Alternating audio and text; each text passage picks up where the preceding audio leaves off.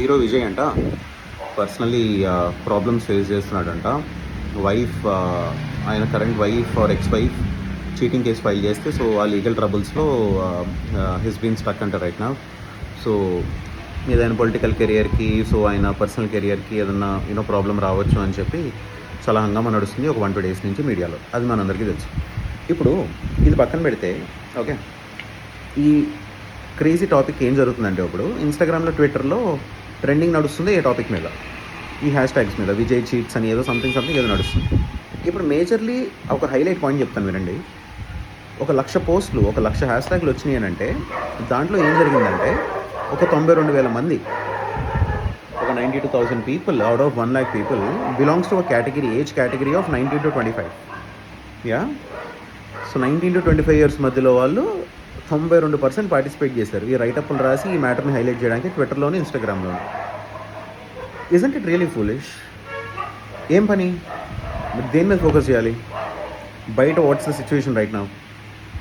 So when you look at a job market presently in India right now or across the globe, it's really not doing great, right?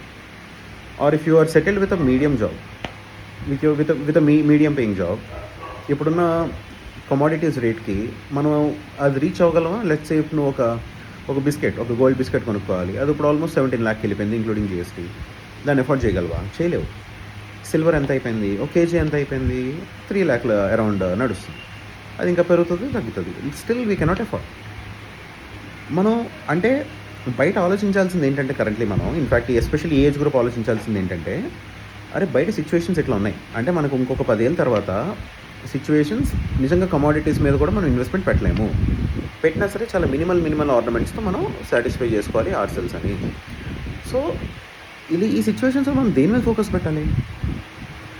మనం personal profile buildup మీద ఆలోచన పెట్టాలా, లేదంటే విజయ్ వాళ్ళ wife actress అతని political journey ట్విట్టర్లో highlight చేసేసి మ్యాటర్ని మనం దీని మీద ఫోకస్ పెట్టాలా? So where are we going friends, where are we going? Vijay is doing good, his wife is doing good, is again marital affair అని ఎవరైతే షో కేస్ చేస్తున్నారు, they are also doing good. But ఈ హ్యాష్ ట్యాగ్లు పెట్టిన వాళ్ళ పరిస్థితి ఏంటి అంటే, వాళ్ళు ఇనఫ్ టైం స్పెండ్ చేసి ఈ మ్యాటర్ గురించి ఎక్కువ మాట్లాడేసుకుని అతని ఎమోషన్స్ బర్స్ట్ అయిపోయి ట్విట్టర్లో రాస్తాడు. అసలు నీకు ఎందుకు వస్తుంది ఈ ఆలోచన? ఫస్ట్ థింగ్, ఒక 2 నిమిషాలు మాట్లాడుకుని వదిలేలేవు కదా నీ ఫ్రెండ్స్ మధ్యలో. So please guys, let's not waste time on something which doesn't help us anymore. కొంచెం చాలా షిట్ ఉంది బయట, దాని మీద ఫోకస్ చేద్దాం.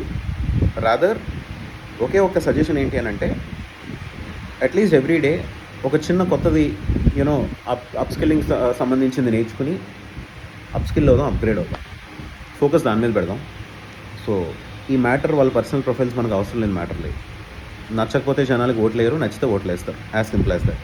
ఓట్లు వేసేసినోడు మంచి చేసేస్తున్నాడు, ఓట్లు అయినోడు చాలా మంచోడు అని అంటే, ఈరోజు చూస్తున్నాము ఒక గవర్నమెంట్ ఒక సొసైటీని 4,500 ఫ్యామిలీని ఎలా లెఫ్ట్ రైట్ ఫుట్బాల్ ఆడుకుంటుందో, రైట్?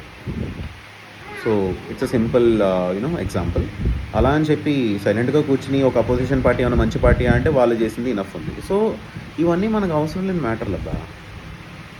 ఒకరి పర్సనల్ ప్రొఫైల్ కానీ, ఒకరి పొలిటికల్ జర్నీ కానీ, వాళ్ళ ఫ్యూచర్ కానీ మనకు అవసరం లేని మ్యాటర్లు. మన ఫ్యూచర్ ఇక్కడ పెద్ద బొక్కలో ఉంది. Let's come back and sort it out first, right?